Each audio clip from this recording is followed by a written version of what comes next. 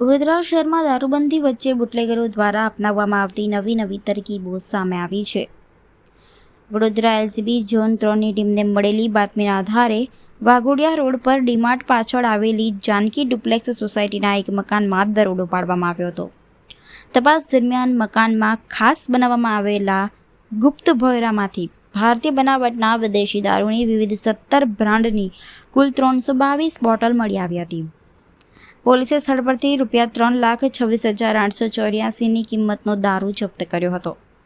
કાર્યવાહી દરમિયાન મકાનમાં હાજર શૈલેષભાઈ શંકરભાઈ કહારની ધરપકડ કરવામાં આવી હતી.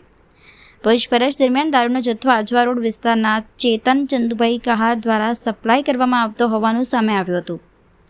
પોલીસ તપાસમાં જાણવા મળ્યું છે કે આરોપીઓ પોતાના રહેણાંક મકાનમાં જ ગુપ્ત ભોંયરું બનાવી તેમાં દારૂનો મોટો જથ્થો સંતાડી રાખતા હતા અને ત્યાંથી જ વેચાણનો કારોબાર ચલાવતા હતા. એલસીબીની સચોટ બાતમીના આધારે સમગ્ર ગેરકાયદે રેકેટનો પર્દાફાશ થયો છે. પકડાયેલા આરોપી વિરુદ્ધ પાણીગઢ પોલીસ સ્ટેશનમાં પ્રોહિબિશન એક્ટ હેઠળ ગુનો નોંધી વધુ તપાસ હાથ ધરવામાં આવી છે.